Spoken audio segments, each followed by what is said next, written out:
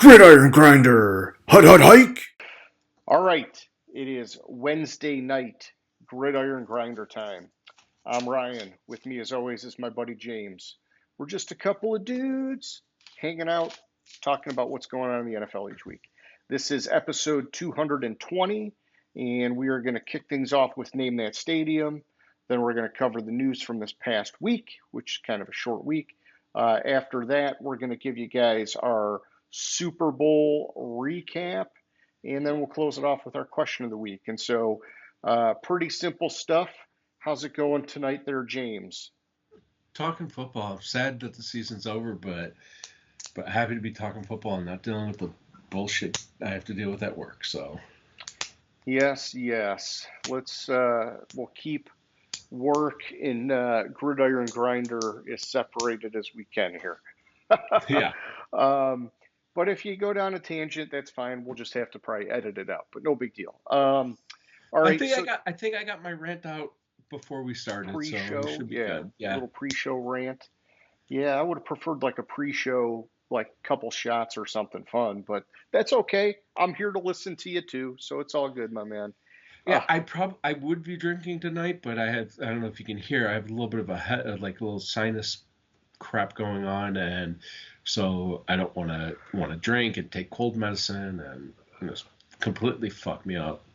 Hey, no big deal, man. I'm actually drinking water tonight. I'm tired and want to just go to bed as soon as we're done. So, but yeah, so the Super Bowl's over, but there's obviously still stuff coming up. You got, uh, coaching changes being finalized, free agency, combine, draft, yada, yada, yada. So, we do still have some fun episodes, but yeah, we are kind of getting in the off season here where, some of these shows are going to be a little hit or miss where we kind of scrape the bottom of the barrel for a topic or whatever. But, I think we've kind of got a good blueprint that we've been following the last few years and we'll just stick with it and, keep it rolling, man. So, yeah, whenever you're ready, do a little name that stadium for us, bud. As people can see, I'm traveling around. I was just here like 3 weeks ago, but I figured it was apropos with the result of the Super Bowl. First person guesses right, gets an extra special bookmarked shout out on the next show. Nobody's played in 2 years, so I stopped really looking because I just assumed nobody's guessed. But hey, surprise me and guess. Last week, obviously, I was in New Orleans for the Super Bowl. No, yeah. And so that's Super Bowl week. Gotta go there.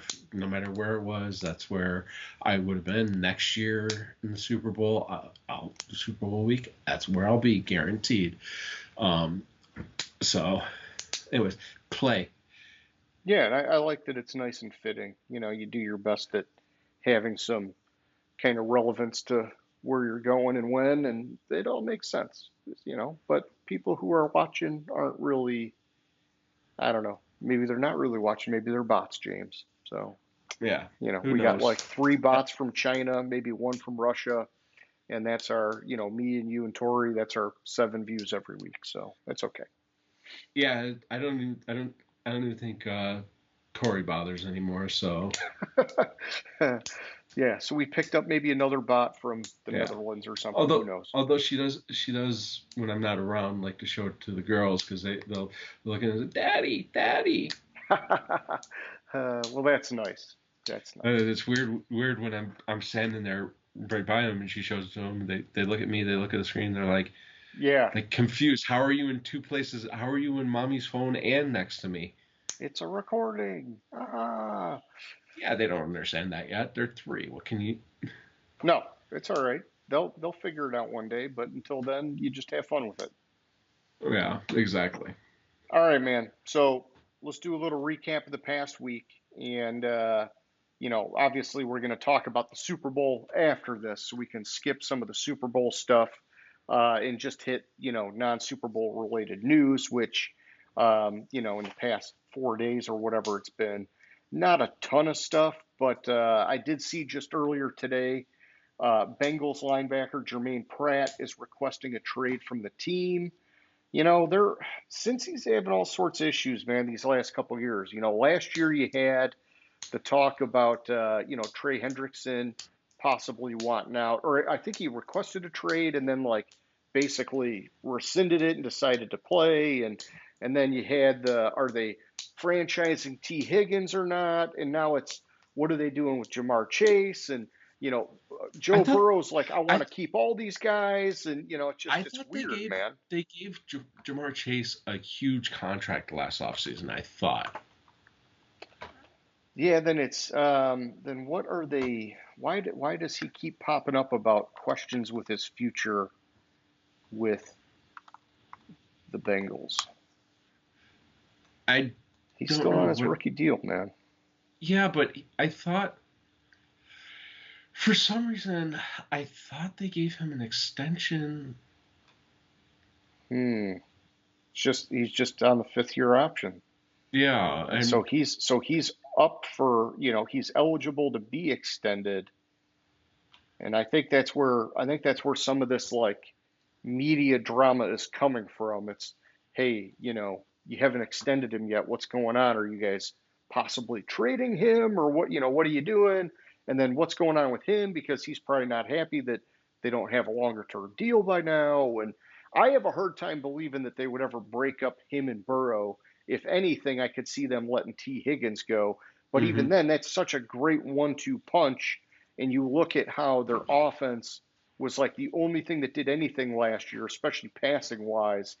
Why would you even tamper with that when all your problems are elsewhere? So, yeah. So like the one thing with Burrow, as you mentioned it, is he said he would be open. I don't know. I don't have the exact quote.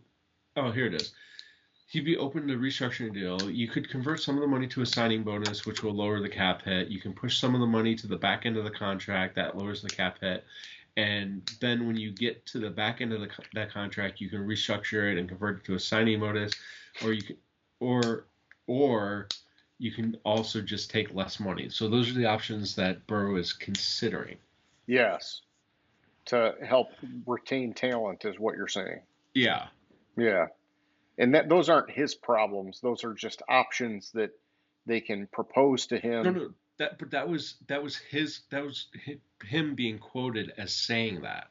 And okay, that's fine. But for him to take a pay cut is absurd Yeah. when, you see the fake cap games that the Saints have been playing every year. I think that in his mind, maybe he's saying these are all the options, but the real options are the team is going to do something that doesn't negatively impact me. Yeah. True. So, 100%. 100% there. I was just saying what he was quoted. What I was reading his quote. sure, I got you. So, Shame and on you're you for right. reading, James. Yeah. I'm Shame just on kidding. me for reading. What the fuck was I thinking? Yes, Um, and other news this week, while we're on the quarterback topic, sure. is the Jets have told Aaron Rodgers that they are moving on. Peace.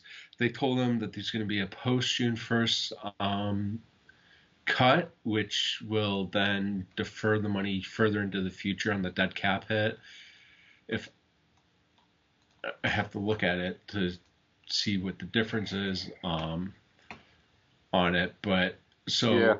but apparently Aaron Glenn and the new GM went in and exerted their dominance. Well, there's no reason to keep him. He fucking sucked last year. He's not going to be any better this year. So, Right.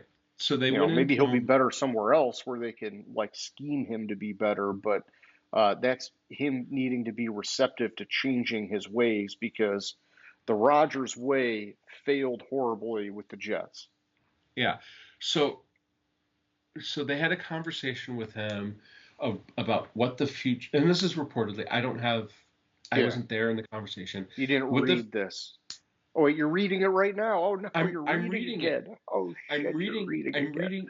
reading it because it's interesting, Yeah, no, and I'm just messing around. it's what's being I'm poking reported. fun at me making that comment at you earlier. So I wasn't there in the room. I don't know the veracity of this, but sources told Diana Rossini. Is it who it was? Yeah, yeah. Diana Rossini, is that her name? whatever the fuck her name is, Rossini. Last name's Whatever Rossini. her name is. They told her that Rogers Yeah, it is Diana Rossini. They can't told read well, her so they don't want him anymore. no. They had a conversation with him about what it would be like for him to be part of the team. It Okay. said, quote, and this is what Diana Rossini said, "You're going to attend all of the training camp. Oh, yeah. And so he's like, fuck that. You're not going to do Pat McAfee interviews anymore." And he's like, fuck that. Yeah, you know what? I did hear something about that they were like, hey, if you want to be a part of it, you got to be a part of it. Yeah, You can't just like come and go as you please and do your fucking peyote trip or ayahuasca trip or whatever the hell it was. And, yeah. yeah. So, Because like Aaron Glenn has been quoted as saying that I'm holding everyone accountable, and every single person on the team is going to be treated the same way. and he has to in this situation. And the thing is, just a few weeks ago, I was looking at it like, hey man, he's walking into a pretty good situation. He's just got to find a quarterback, which that can make or break any situation, right? But now in recent weeks, I've been starting to see more and more about the guys, especially on defense, that are free agents, and then Mm-hmm. the guys on their offensive line that are free agents. And it's like, ooh, maybe his situation is really not that great. And for him to come in and have this mentality, to me, is the right way to go about it. He's not walking into like a fucking championship caliber squad. So Mm-hmm. otherwise the job wouldn't have been open. So, and the difference is pre June 1st versus post June 1st. Pre June 1st cut, the cap hit for the 2025 season is $49 million. $35 million for 26, 27 is $21 million, and then $7 million for 28. Those are all That's void years. nuts. That is fucking nuts. Post June 1st cut, dead cap is $14 million for 25, $14 million for 26, $14 million for 27, and $7 million for 2028. Yeah, so that's the smart choice, but it's pretty fucking messed up that they signed that contract. Yeah, it is, and it's a fucked up contract. It had 1, 2, 3, 4 void years in it. Yeah, and that's just one more, headwind for Aaron Glenn, is that you just inherited an organization that makes retarded decisions with contracts. Uh-huh. So the interesting thing about his contract is the base salary for his contract Yeah. was only $7.5 million total for the 3 years that he was on the team. Yeah. There was $70 million in signing bonus, $50,000 in a workout bonus, $35 million in other bonuses, and only $5 million of it was only his salary guaranteed was only $5 million. Like Gotcha. 2025 isn't even guaranteed. So it's absurd. It's an absurd fucking contract. Yeah. To give a 40-year-old QB, and then he steps in week 1 and fucking tears his Achilles, or was it his Achilles? Yeah. Tears his Achilles, which they're kind of like torpedoed. At least for 2023, it was less than a $10 million cap hit. It's these coming years is where his cap hit is fucking 2026. His cap hit, if he was still on the team, would have been $63 million. Yeah, it's nuts. And, you look at what happened last year. They beefed up the offensive line. They brought in his homie Devontae Adams. He had like a plethora of receiving weapons. Mike Williams, freaking, Garrett Wilson. I mean, man, it just Conklin at tight end. And then he had running backs, man. And the offense was so messed up.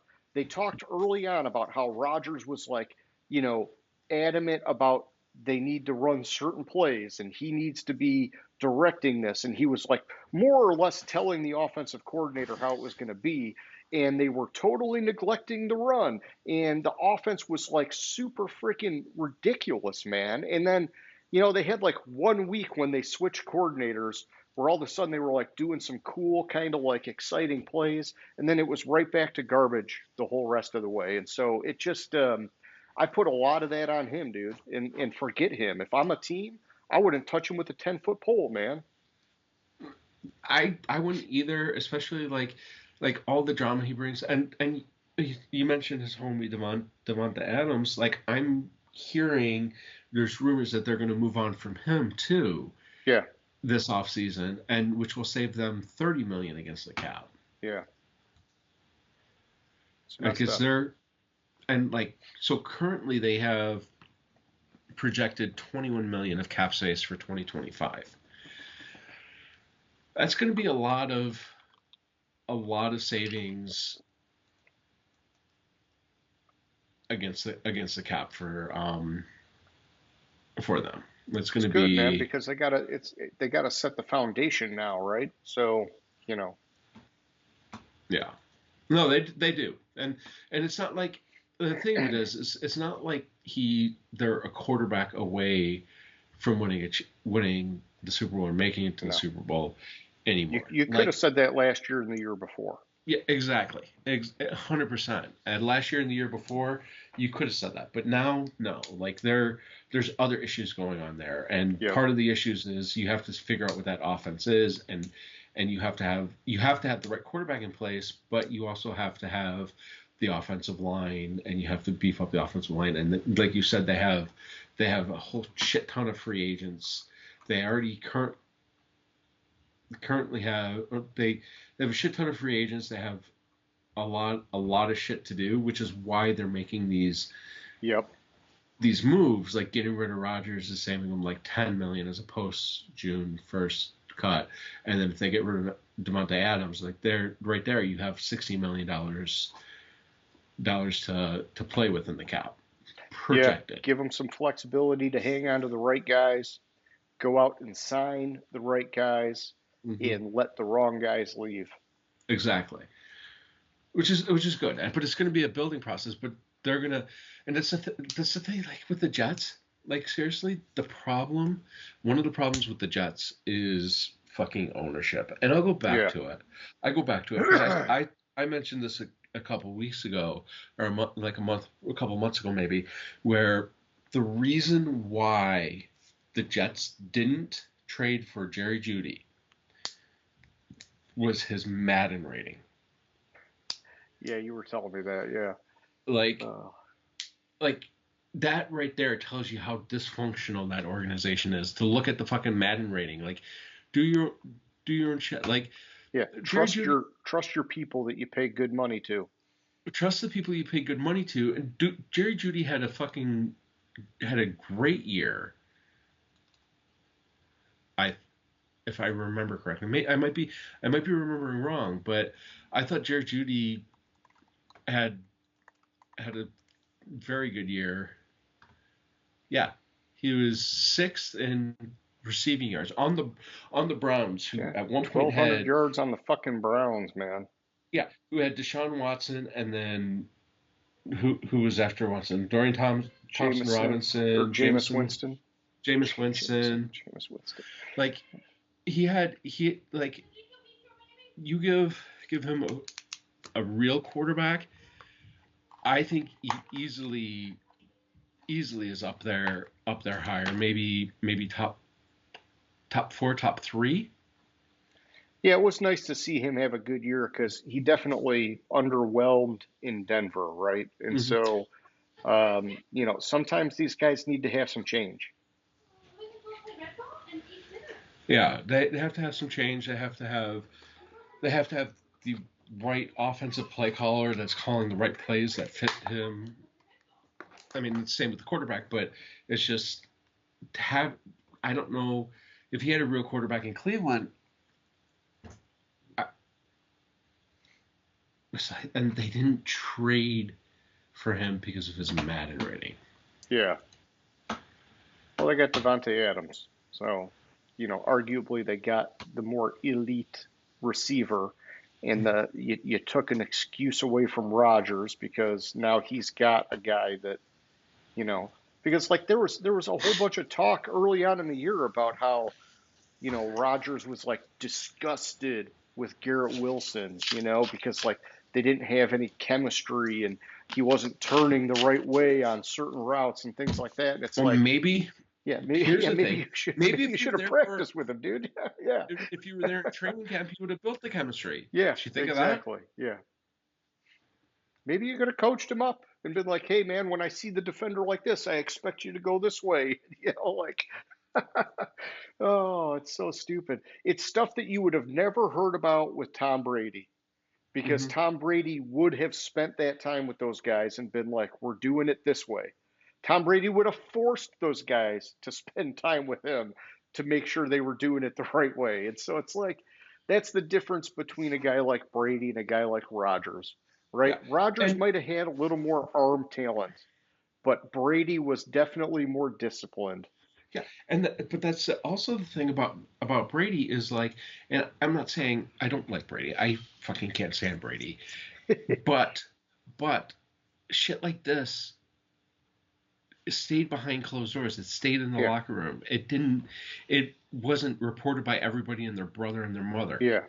And if he snapped at someone on the sidelines, which Brady often did, it was the players responded right to it. It was meant to fire him up and yeah, I fucked up and I'm going to get it back and this and that and whatever. With Rodgers, he just gives these guys this disgusting look, like you're all to blame, not me. Yeah. Well, It's like, well, dude, that's not helping fix anything, man. but also with Brady, he put in the work during the week and during the Yep, off season yep. to coach them up. So if he snapped at it, they knew Oh where it yeah, was coming from. yeah, Like it's like Rogers, he's just getting pissed off and not spending any time with the guys. yeah. No, he just garbage, garbage, garbage. Other news: Saints hired Kellen Moore as Yeah. their head coach. They found a head coach.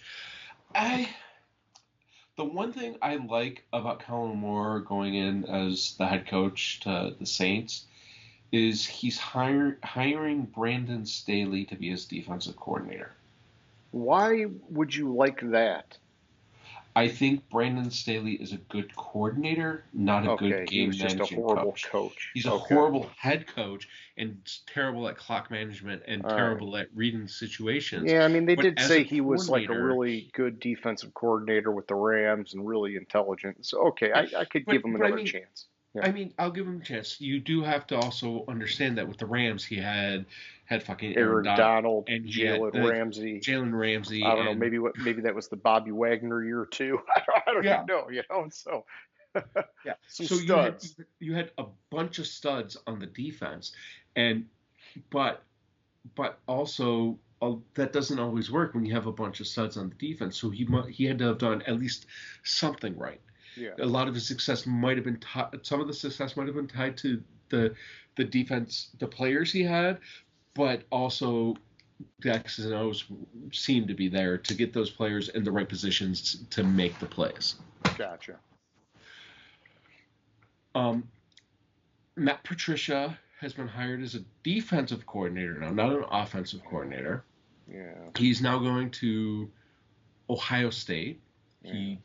He which is odd because for some reason I thought he was already announced as some assistant in North Carolina with Belichick, and he went to Ohio State. Yeah.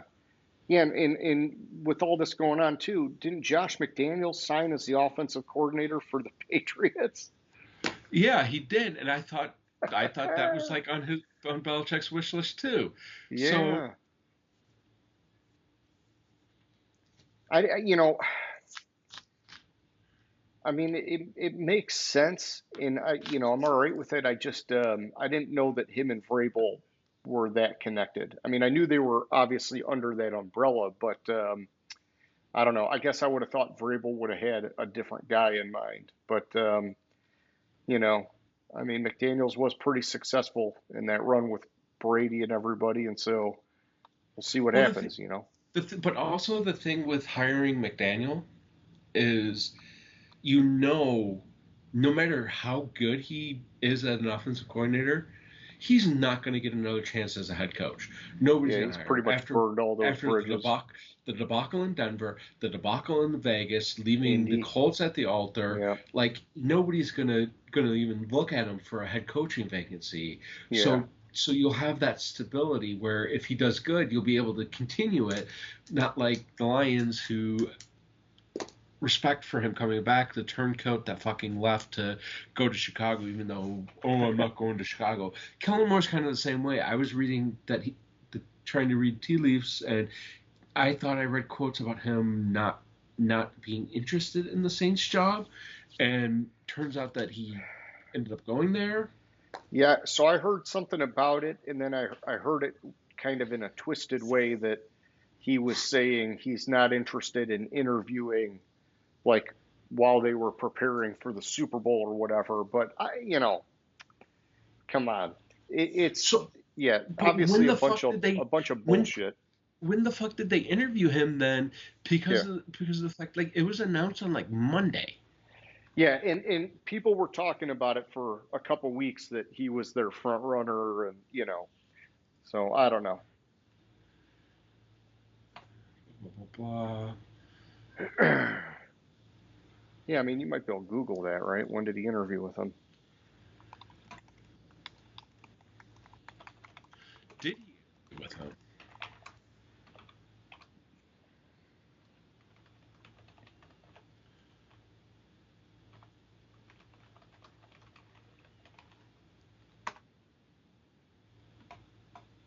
January 26th? Or no, January 18th, he did a virtual interview. Hmm. Huh.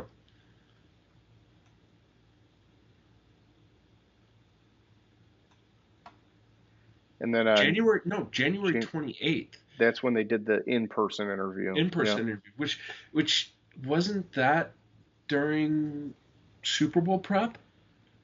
It's like, yeah, that 2 week period before. So, Because that was like yeah, the the weekend whole before the thing is Super Bowl. stupid, man. It's like we talked about. Either the league's got to make a change to that or whatever. But these guys are going to do it because they don't want to miss their opportunity, especially a guy like Kellen Moore, where you don't know if you're going to get it or not. And then he's still young and he's bounced around a couple teams now. It's like, if you miss that window, man, who knows if it comes back open. So, True, and also with Kellen Moore, he had those times where he was almost constantly overlooked and yeah. didn't get the jobs that he interviewed for. So you kind of got to do it. I'll give you that. So Kadarius Toney's back in the news again. Oh, boy. He was arrested on February 6th, the Thursday before the Super Bowl, for aggravated assault, strangulation, and obstructing / harassing 911 calls. Oh, boy. It happened on January 14th, where he allegedly put his hand around a woman's throat and squeezed with enough force to cause her to be unable to breathe. Red marks on her neck. He also took the woman's phone to prevent her from calling authorities, allegedly. Allegedly. So I like taking her phone. Like, I could, like, that's kind of just like a throw in. I don't like the. Wow. Red marks were spotted on the woman's neck, and petechial hemorrhaging was noticed in her eyes. Which, when you don't get, because I watch enough cop Yeah. shows. When you're strangled, one of the clear signs that you were strangled to death is the petechial hemorrhaging in your eyes, and you have a bone in your throat that can only be broken if you're strangled, and hemorrhaging like spots in your eyes. So that's pretty forceful. Yeah, the dude's a professional athlete, pretty strong, I'd imagine. Yeah. So since I don't like ending on news like that, the Super Bowl 60 odds were opened up betting. Okay. And the Chiefs and Ravens are the co-favorite to win the Super Bowl at plus 650. Then the Eagles, Bills, and the Lions are all three at plus 700. And then everybody else is double digits. 14 to 1, 16 to 1, 20 to 1. But when I Gotcha. look at it, one long shot, just looking at the odds, one long shot that I would pick on it would be Minnesota Okay. at 35 to 1.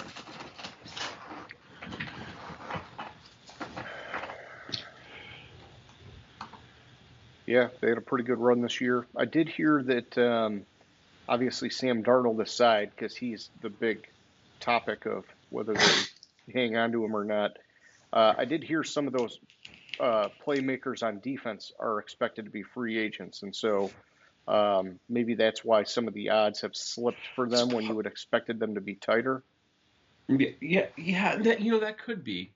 That could be. Like there's a lot of teams that I expected to be tighter than where they are. Okay. Like I kind of expected Dallas to be closer, not 50 to 1, and the Falcons not to be 60 to 1, stuff like that. The Broncos are 40 to 1. Like those seem a little bit long, but Yeah. then you get down to like the bottom and the favorite not to make the Super Bowl is the New York Giants because they're 250 to 1 to win the Super Bowl. It's like Yeah. Giants, just kind of in order. Tennessee and Vegas are tied. Jacksonville, Cleveland, Carolina, the Saints,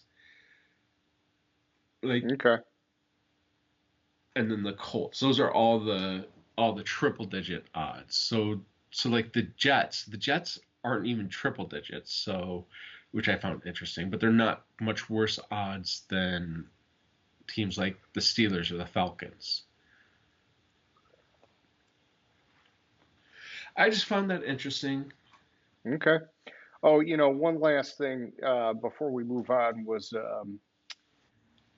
the Niners are talking about potentially trading Deebo Samuel this offseason. They talked about it last offseason too, so that's not even news. Okay. That's a regular offseason conversation that we're going to be Yeah, I having mean, I as say long as let him go when you yeah, have let them go. when You you have the draft a shit that just personnel or parcel to yeah, and they were having issues with Ayuk last year. It's like, come on, man. It's time to just have like a solid line with these guys and, focus on winning some fucking games and staying healthy. yeah, focus on winning games, staying healthy, get rid of your headaches. Yeah.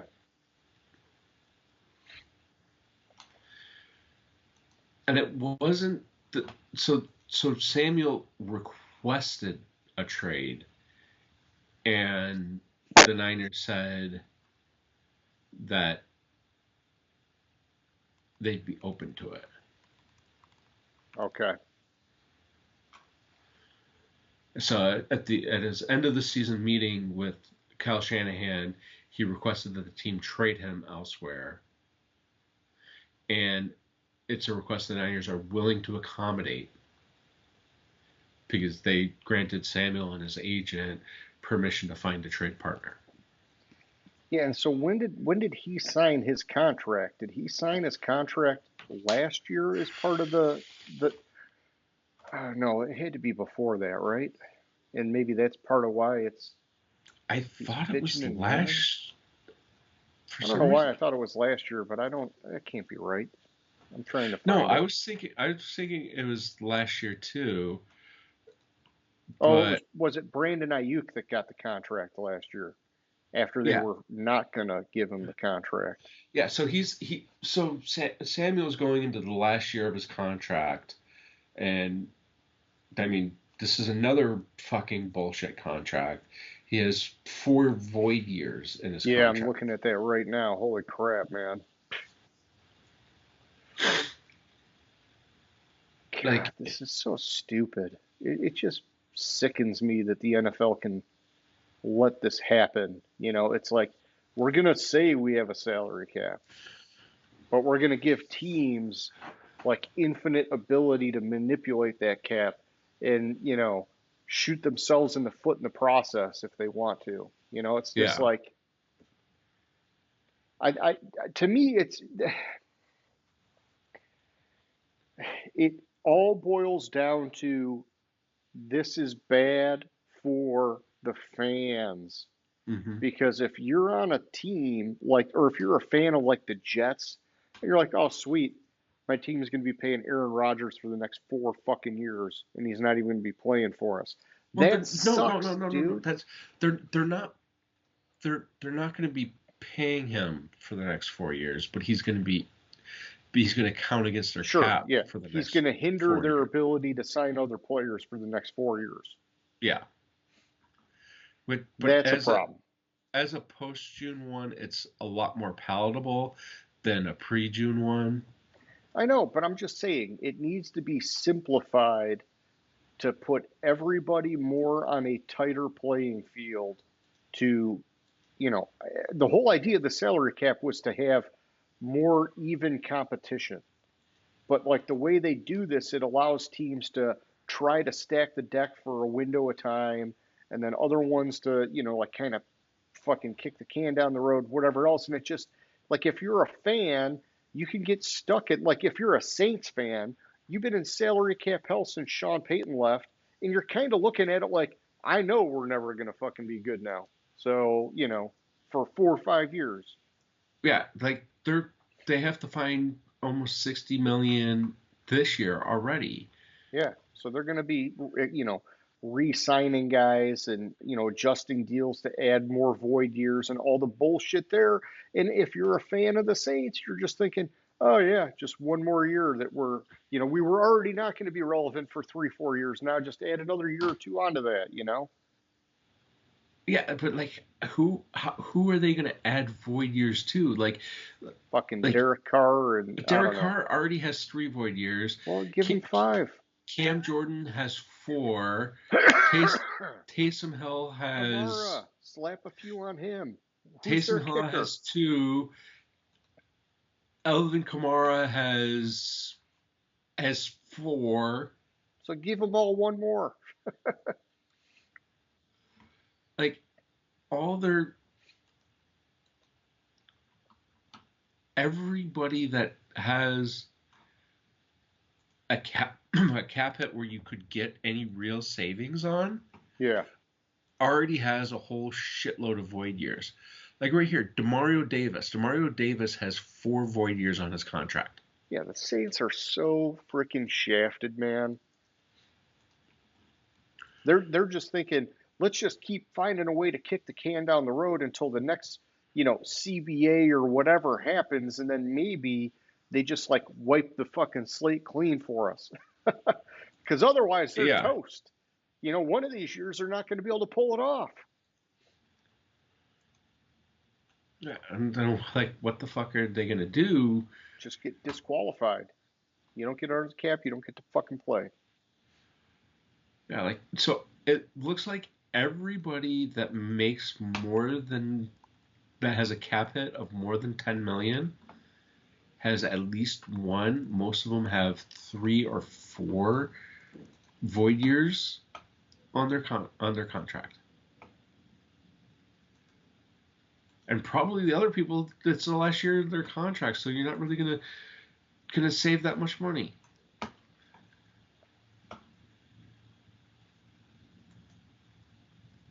The NFL operates with a strict hard cap, meaning teams must stay under the set salary limit at all times. There are severe violations that could lead to forfeiture of draft picks or even contract nullifications. Okay. A team could be fined up to $5 million per violation. Come on. This is fucking garbage, dude. The fact that you're even like letting them play these games is fucking stupid. Yeah, and I don't think there's a team that doesn't play those games. No, they all do to some degree. Like I think and I hate to say it, even the Lions, doesn't Jared Goff have a couple of void years? Oh yeah, the Lions have been doing void years. We had void years a few years ago with what was his face? One of our wide receivers, man. And I was just like, and we had a bunch of cap space, and it blew my mind. It's like, why would you add a void year to this guy's deal? Like, it made no sense. It was so bad.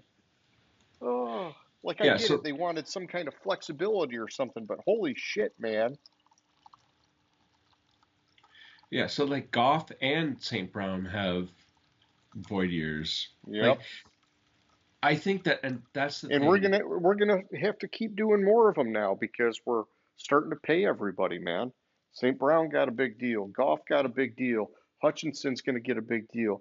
All these guys are getting big deals, and so it's like, they're gonna have to do the void years, or they're gonna close their Super Bowl window. Yeah, and in the other news, Kelsey is going to take some time to decide if he's going to play next year. Man.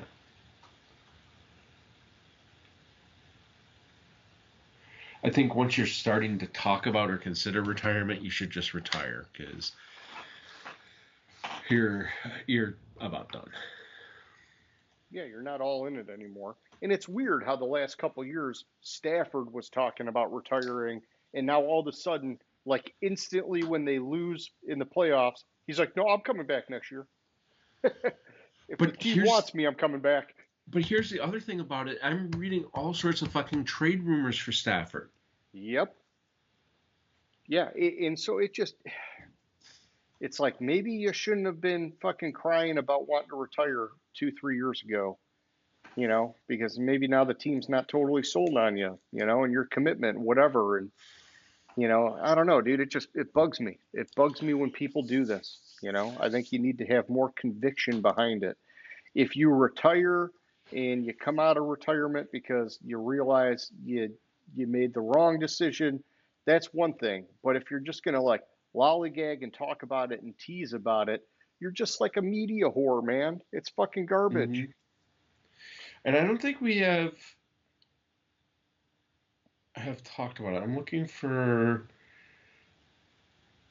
when it happened. I don't think we talked two things.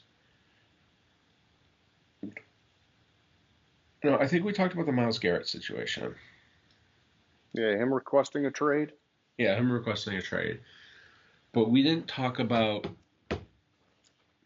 how the Cowboys are shopping Oh Micah yeah, we didn't talk about Parsons. that. Yeah.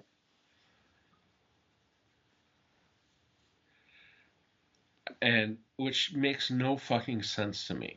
It makes me think that Schottenheimer is just like going to be a lame duck coach that's going to be like a one and done.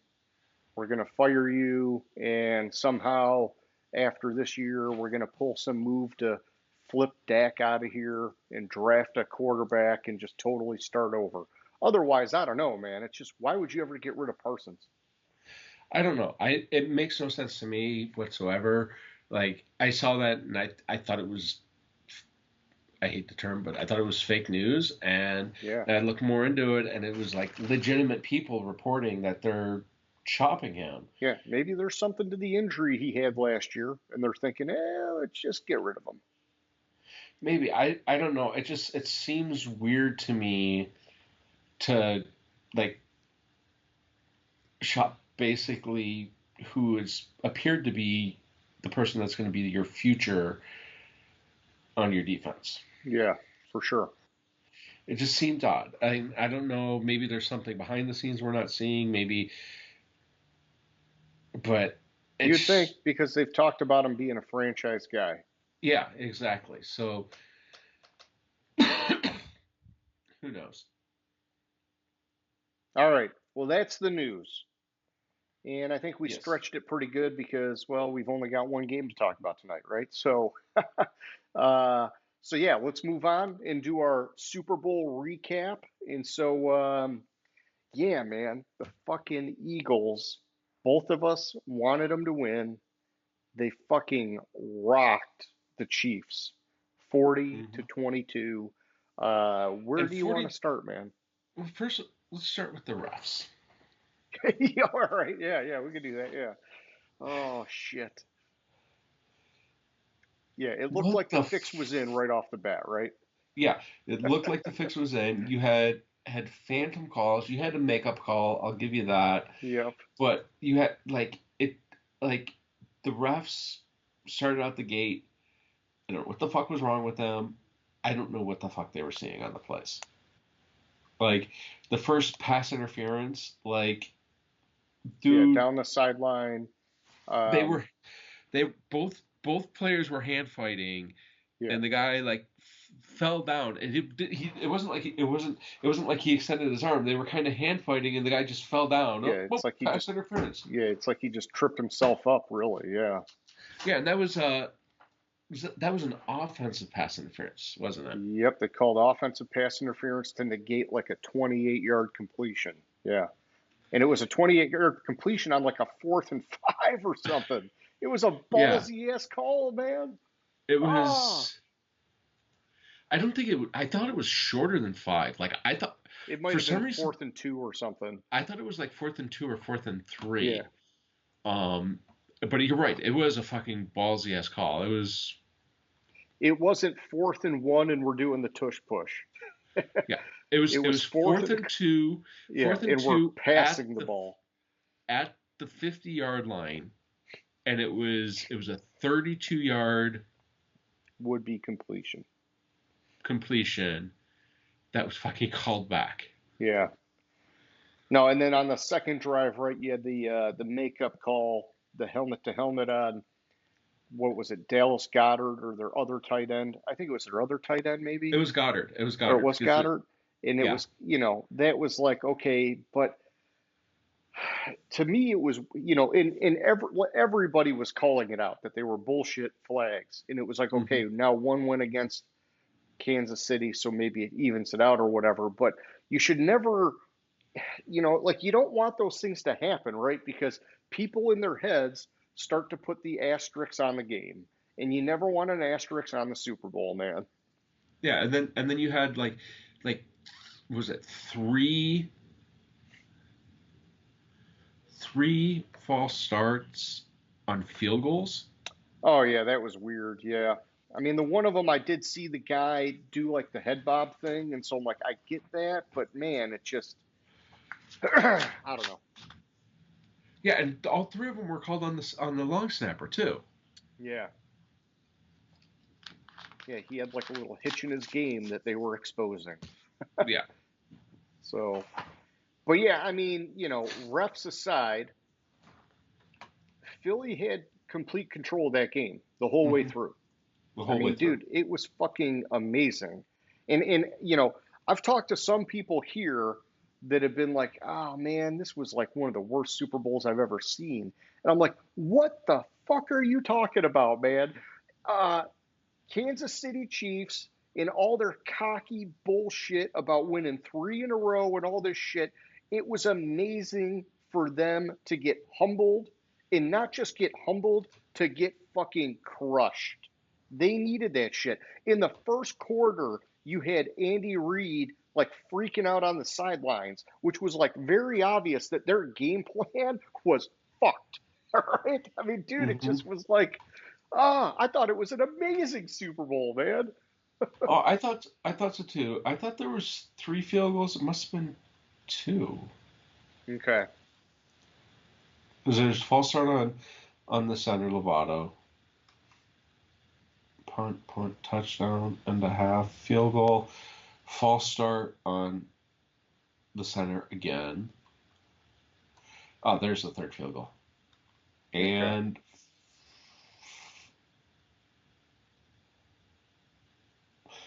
The third field goal didn't have It a was false start. clean. The fourth field goal was clean as well. So Okay. it's just 2 false starts on field goals. I thought it was 3 for some reason, but Gotcha. Well, yeah, and so I will say also, a lot of people in this circle anyhow, they're talking about how, the defense wins championships and the Philly defense is what won this game um and I'm all for that. I always want to give the defense some love. And they played great, right? 6 sacks, uh 2 interceptions, they had a fumble recovery. I mean, it was like as great as a defensive game as you could get, especially against Pat Mahomes and the Chiefs. But I do want to make sure people are giving love to Jalen Hurts, who Mhm. won the MVP. I didn't think he should have been the MVP though. But just hang on, and let me just finish this for a second. Is that when you look at how this game was played, okay, the Chiefs came in wanting very obviously to stop Mhm. Saquon Barkley.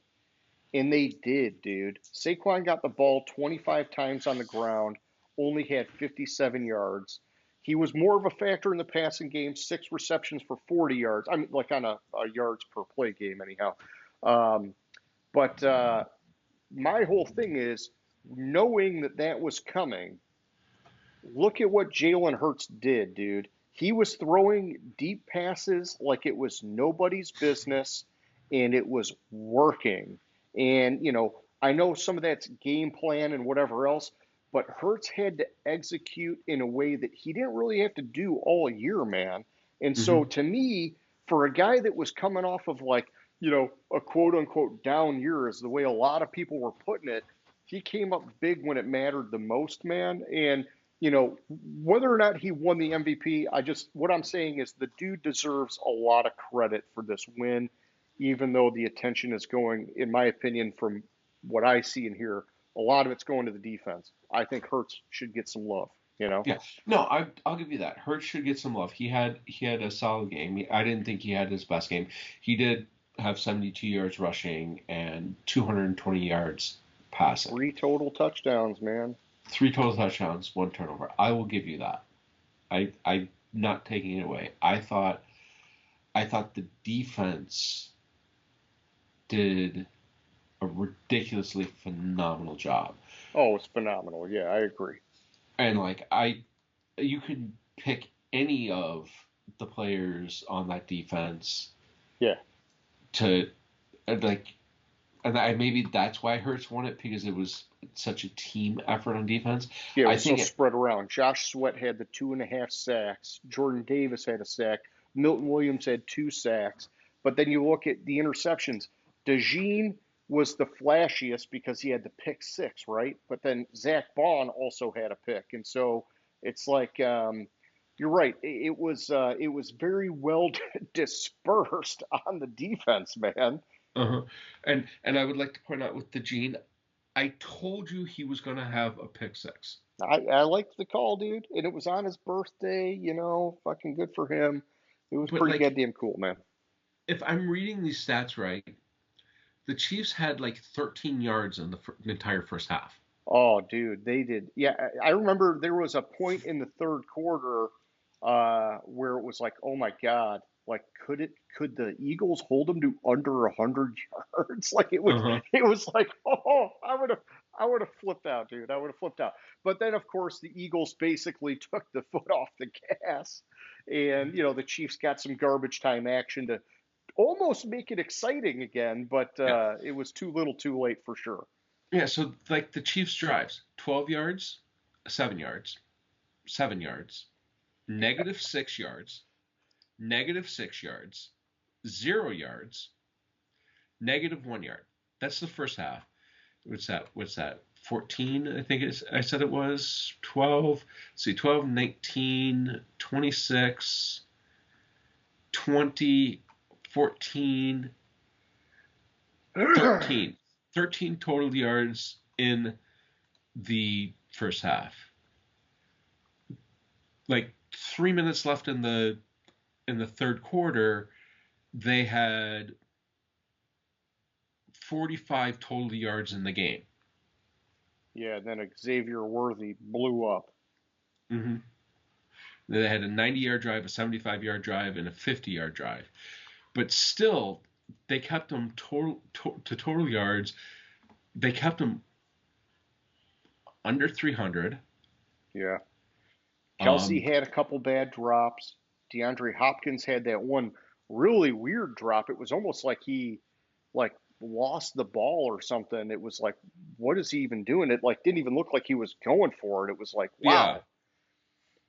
It just, anything that could go wrong did go wrong for Kansas City. And they barely fucking ran the ball, man. They only had, let's see, 7, 8, 11, 11 11 fucking total rushing attempts fucking the rushing whole game, attempts. dude. Their And leading four of them rusher were was Mahomes. their leading rusher was Mahomes at 25 yards. Yeah, I mean, that blows my mind. I get it that, Mahomes is your guy, but I at least, like, earlier in the game would have tried having more emphasis on the run. But I guess, it did start getting out of control in the second quarter. So it's like, I don't know, dude. It just seemed to me like they did not stick to having a balanced offensive attack. Yeah, and I don't remember the sack. Like, I think the record for sacks in the Super Bowl was 7, Okay. and the Eagles had 6 in the Super Hmm. Bowl, if I remember correctly. Like, they were getting Mahomes. Mahomes, I was reading something about it. His like 2 of his 4 worst games are in the Super Bowl. Yeah. And but the thing of it is, a couple things in this game, the Eagles weren't blitzing. They were rushing 4 and getting Yep. to him. They were rushing 4 and getting to him. That's the same thing Tampa did in that Super Bowl that Brady beat Mahomes. Oh wait, Yeah. Mahomes has lost twice in the Super Bowl. Both times Brady was there. And yeah, and I did want to talk about that. I was gonna save it for something in question of the week, but we'll just talk about it now. Is that yeah, when Tampa Bay crushed them, they were getting a lot of pressure, and uh, from the defensive line was getting pressure.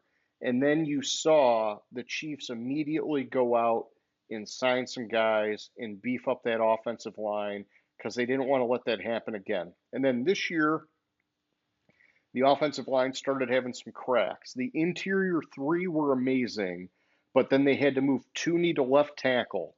And in this game, you could see, Jalen Carter, Jordan Davis getting pressure up the middle.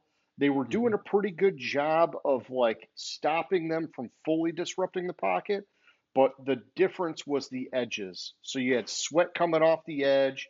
You had linebackers blitzing off a little bit of blitzing, not a lot of blitzing. It was like Yeah. super low, right? But it was effective off the edge where the tackles were getting exposed. And so, my opinion is that teams should be looking at this as it's like, hey, the blueprint was there from Tampa Bay, and Uh-huh. now it's like you're seeing that blueprint still works.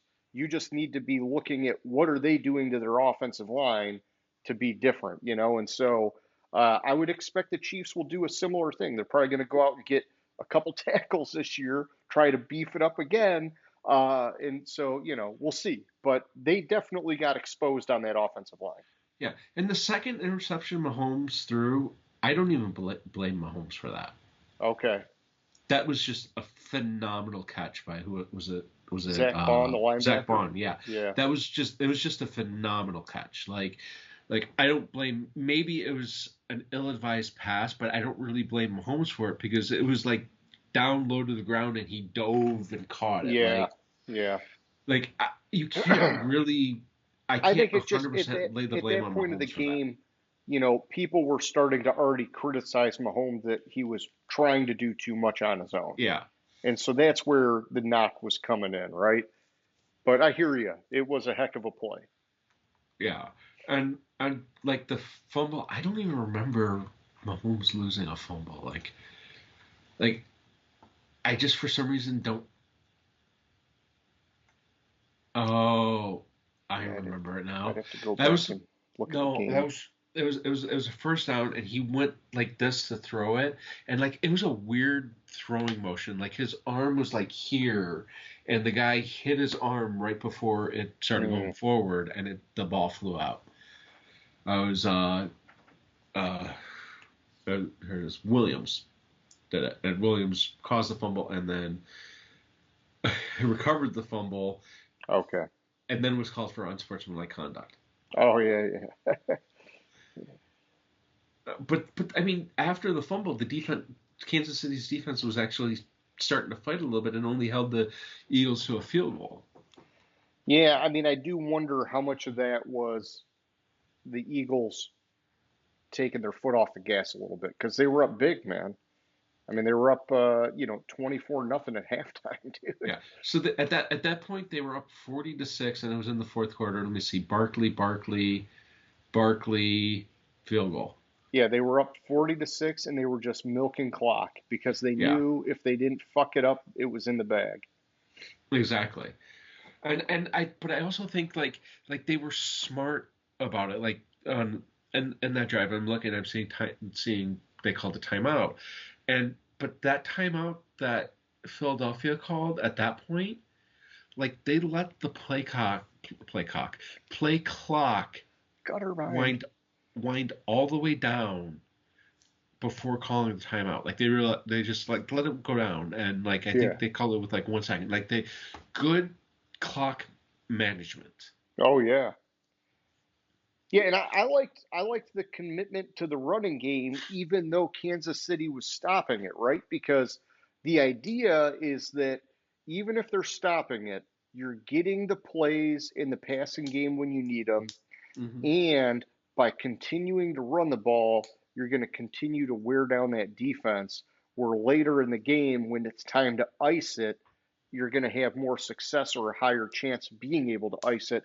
And so I thought that it was smart to keep pushing Barkley, even though he was only averaging like 2.3 yards a carry or whatever the heck it was. Yeah, exactly. Like especially being up big. Yeah. Like like so the drive I'm talking about after I'm looking at now. It was a 4 play drive, took up almost 2 minutes of game clock. It's pretty good. Yeah. And You were down. with the Chiefs calling a timeout in there too. Yeah. So, but with the where is it gonna go? Where's it gonna go? I lost my train of thought. Oh, the thing that kind of the Chiefs were at the and it didn't show up in the regular season. It didn't show up in any of the other playoff games, but with the Chiefs being down big, when they scored their first touchdown, they scored it 43 seconds too early to be able to kick an onside kick because it was still in the third quarter. It was with 43 seconds left in the third quarter, so they couldn't because you can only kick on. You have to declare it, and it has to be in the fourth quarter, and you have to be down. I I don't see them getting rid of the kickoff rule or the what the fuck do they call it? Yeah. The It's Whatever not it is. Yeah. modified. The whatever the fuck they call it. I can't remember right now what they called it. But I could see them tweaking it a little bit. Yeah, they're going to have to because I think, like the Super Bowl was, how many of them, Dynamic yeah, kickoff. how many of them even got returned in the Super Bowl, man? It just seemed like they were just kicking straight out of the back of the end zone. Yeah. And I know there were a couple of them that got returned, but, There Will was Shipley had one for the Chiefs. And then, I mean, is that it? I see kickoff returns. Let me kickoff returns. So Oh, Nico Remigio had Remigio three. had three, So there were averaged 28 four. yards. So there was four of counting the halves. 1, 2, 3, 4, 5, 6, 7, 8, 9, 10, 11, 12, 13, so about a quarter of them. I don't know. Maybe that's not horrible, but it just is. It's an unspectacular part of the game. So what I was two things. One thing I was reading was if they wouldn't have gone to, and I looked it up, it's the dynamic kickoff. Yeah, and so there was a return rate of 32.8%, and you said they were 4 out of 13, Yeah. so they were a little under that, I guess. And you also have to count because the Chiefs did one or two onside kicks. Two. Okay. Chiefs tried two onside kicks. Yeah. I'm showing the Eagles had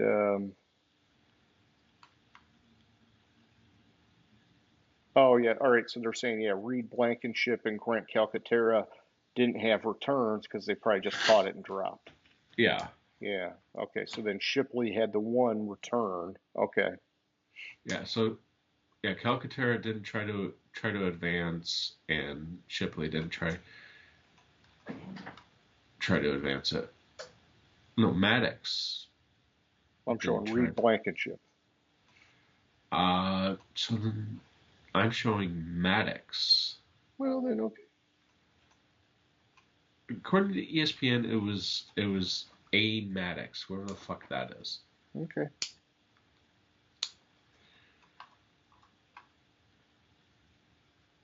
Avante Maddox.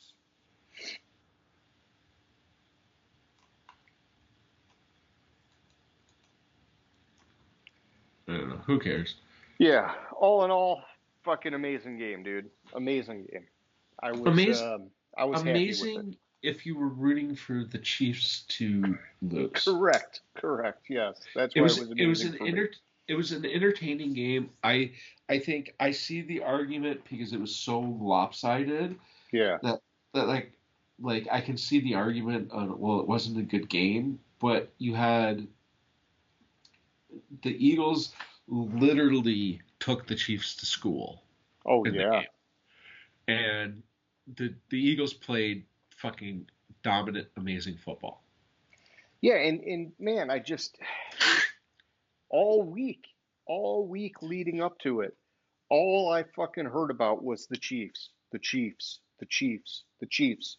And it just was and then there was people talking about like the Sirianni almost got fired mid-season, and how could the Eagles even come close in this game? And like it just then there was like 2/3 of analysts were picking the Chiefs, and a bunch of the ones that were picking the Eagles were basically doing it because they were like, well, we just can't everybody pick the Chiefs, so we got to try to pick the Eagles. And it's like, well, dude, when you're picking the Eagles and you're saying shit like that, you're not really picking the Eagles. Like, it just was like, I mean, I even talked about it last week when we picked our teams. I was like, oh man, I was like, I see all the reasons why Kansas City is favored, but goddamn, I want the Eagles to fucking win it, man. And it just, it was good. It was good for me. Yeah. So the Eagles punted the ball twice the entire fucking game.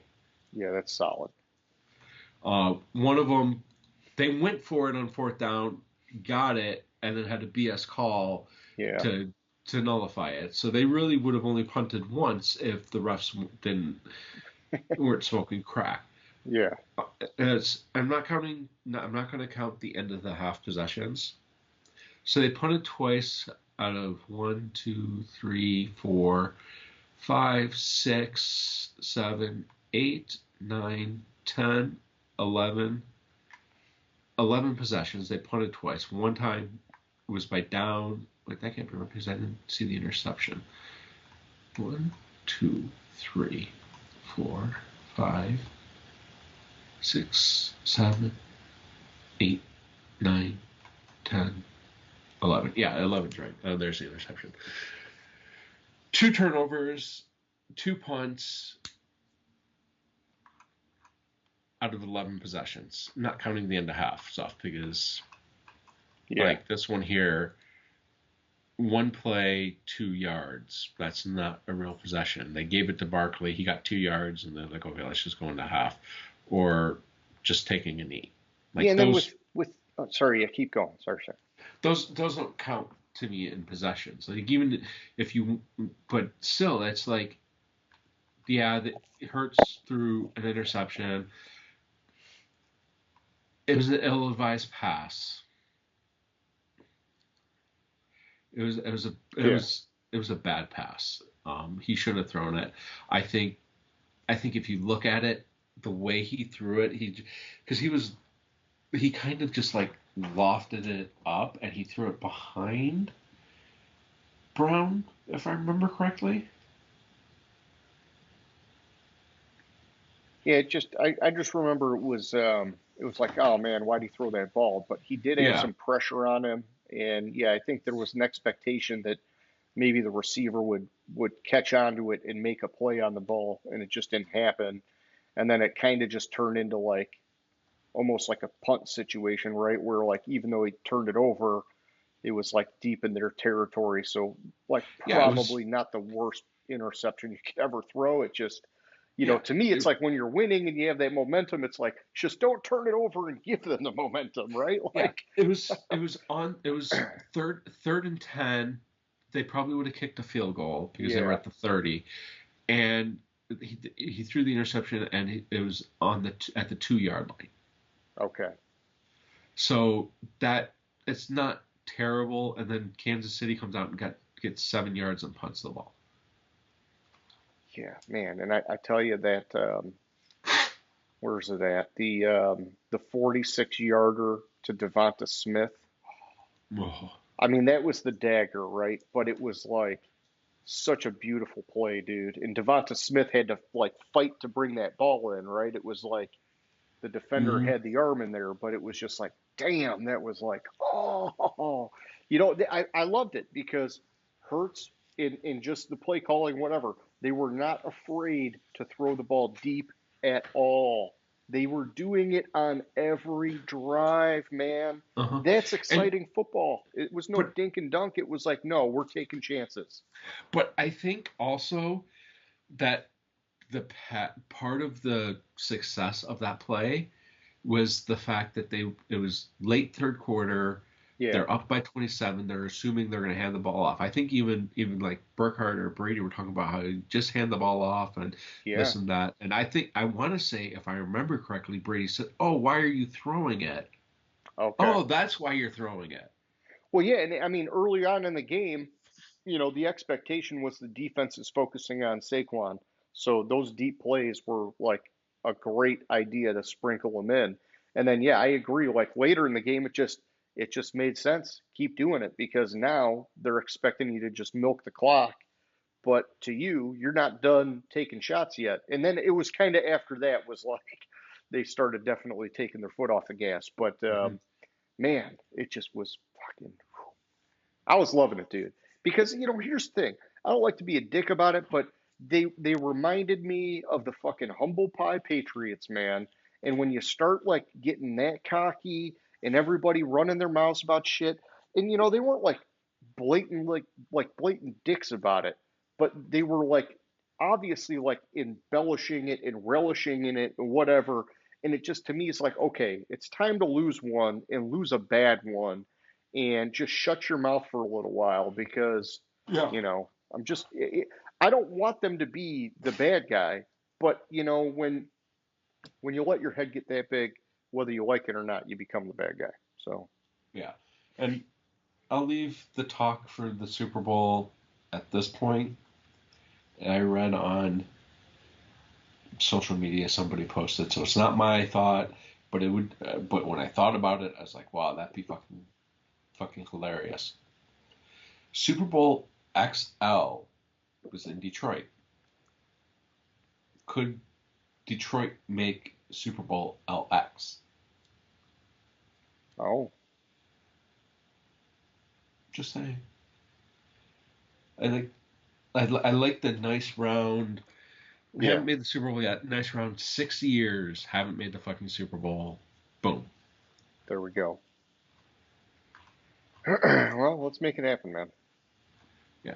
Come on, Dan Campbell. Fix that.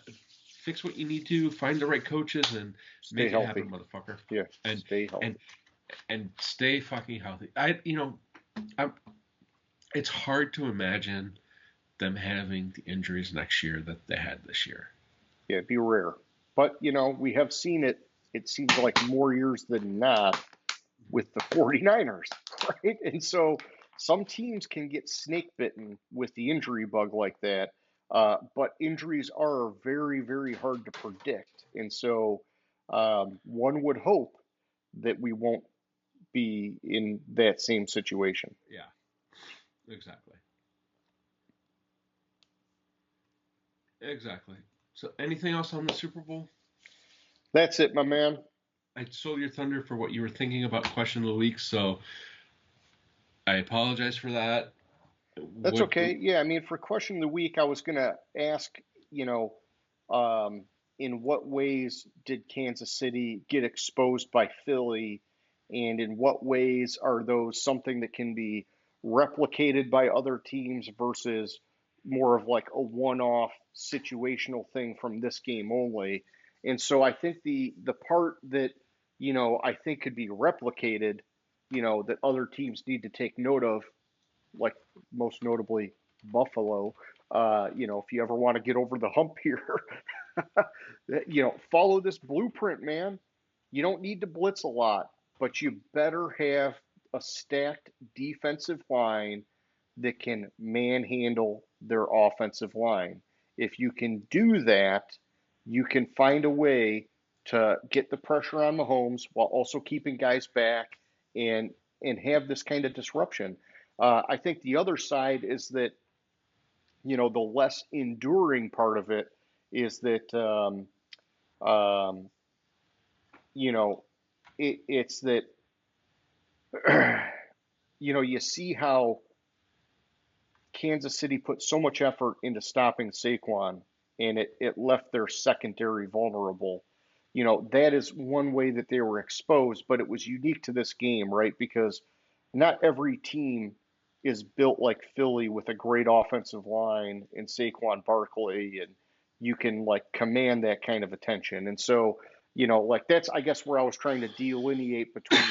I think there's stuff that a lot of teams can focus on and work on.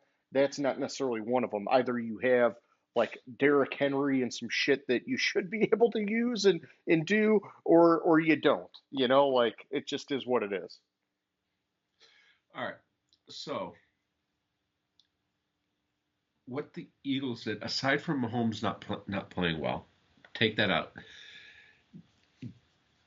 Overwhelm the tackles. We already mentioned that. In addition to that, um, they didn't really blitz. I'm looking for the.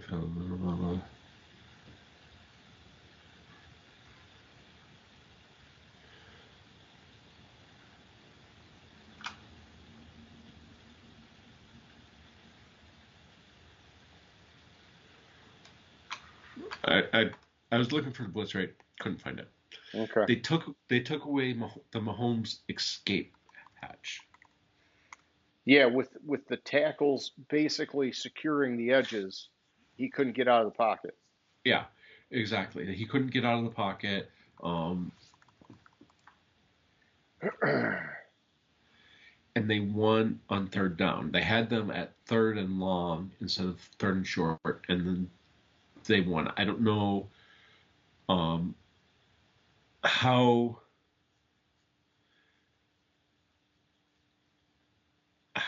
I don't know how. I'm looking for statistics on like third long, but so It's so saying in that the they blitzed 0 times. yeah Wow, zero blitz, 16 pressures, 6 sacks. yeah so this season the Chiefs' Achilles heel, so to speak, was really kind of first and second down. They struggled in first and second down the entire season, but they picked up 50% of their third downs during the regular season, 45% of their third downs during the postseason. They failed to convert their first 9 attempts on third down. Yeah, their luck ran out. Yeah, they won. They converted 25% of the time on 3rd and 4th down. The refs weren't there to bail them out. They ran out of luck, and it was a very lopsided game as a result. Yeah. Which honestly, I think we talked a little bit about it last week where it's like a disservice to them too, right? That they had so many of these weird calls throughout the season. They probably would have made the playoffs anyhow, but it might have had them maybe be a little bit more humbled about getting there than they were. And so I think it worked against them, like it's not like, oh hey, they just got handed their way to the Super Bowl. It definitely helped them win games, right? But I think it hurt them in terms of giving them that competitive edge and drive that they need of, oh shit, we're losing some of these close games, Mm-hmm. And so you never know. If they had a few more of those throughout the regular season, they might have played a lot tighter down the stretch. And the other way they won, and this is interesting because I thought it would have been flipped. They played predominantly zone coverage. According to, and this is what I was looking for, according to Next Gen Stats, out of 42 dropbacks the Chiefs had, 2 snaps were man coverage. Yeah. Take note, Buffalo. And in the first half, the Chiefs, because all seasons the Chiefs were having success in the middle of the field, they weren't throwing outside the numbers, and the Eagles dominated that. They couldn't get in the middle of the field, and Mahomes couldn't get it. Wasn't making it outside the number. It looked so he was outside the numbers. Where's the stat? Outside the numbers, he threw 3 times for a total of 2 yards in the first half. Yeah, Kelsey didn't have a catch until the 3rd quarter, right? Oh, was it the 3rd? I thought it was the 4th. Or maybe it was the 4th, but it was wow, he had that those couple drops, and it was just oh my gosh, it is just not, it is not happening for him tonight. And all he needed was the 3 to break Jerry Rice's record, which he ultimately ended up getting. But it's yeah, we don't need to talk about that because you got spanked. And so you got the catches late in the game when it really didn't even matter. Yeah. So it looks like it was a minute and a half left in the 3rd that he got his first catch, and it was 13 yards.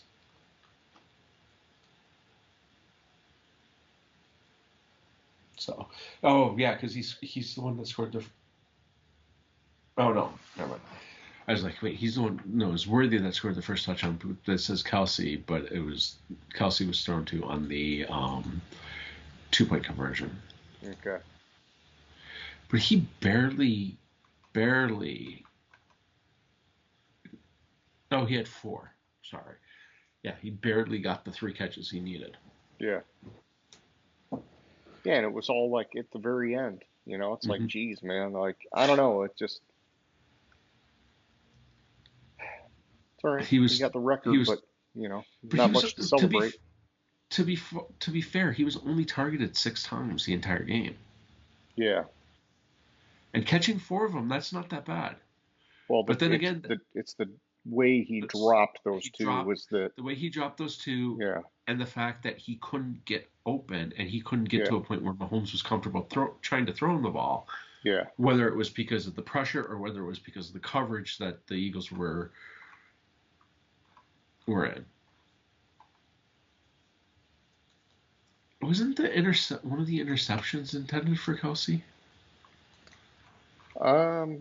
Maybe the Bond one that was over the middle.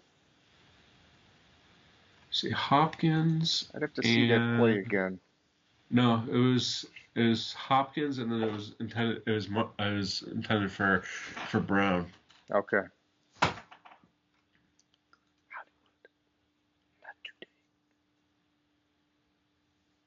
but also like Kansas City messed up because they went away from the run too early, Way early, yeah. way early. They were just Um, having Mahomes do everything in the first half. It's like, dude, have some complimentary football.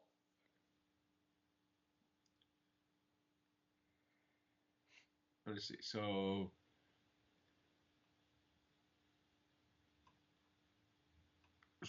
Murphy is 12-1.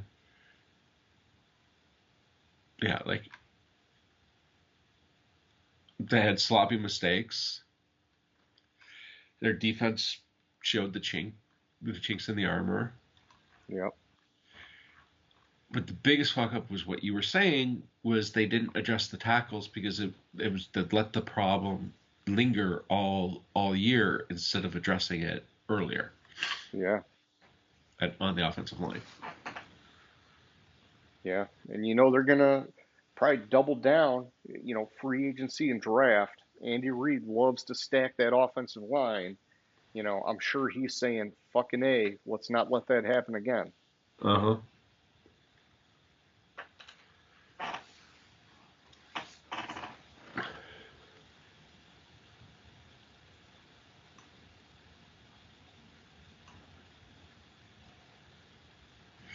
And like you said, they left Tooney out at left tackle all year. Yeah. And he had a hard time in this game in particular.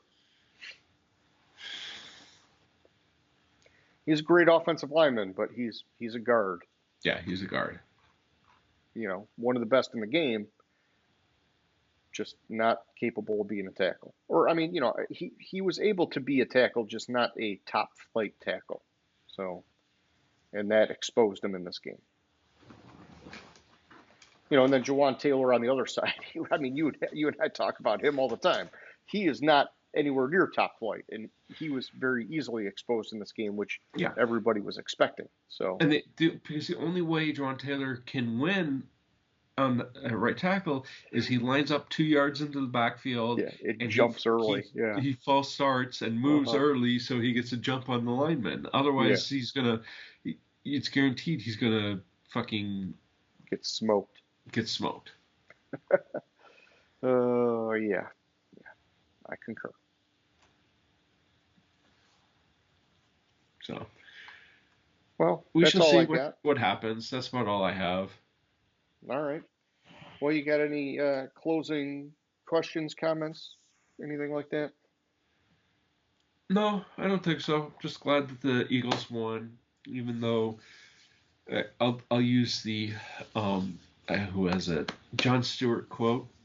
The Eagles won the Super Bowl.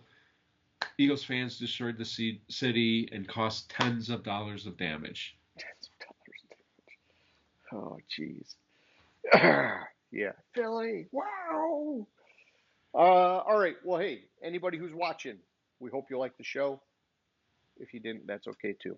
I'd say subscribe and hit the like and all that, but there's only, 3 bots in China and Russia that are watching. So, Yeah. James, So you bots hit the like, yeah, subscribe to your friend bots. Have your yeah, friend bots hit the likes. you Let's know, push those views up. get the AI word going, like artificial intelligence, they can give us some more views. But yeah, James, like always, man, it was fun. I'll catch you later, bud. All right, sounds good. Have a good one. See ya. Gridiron Grinder. Hut hut hike.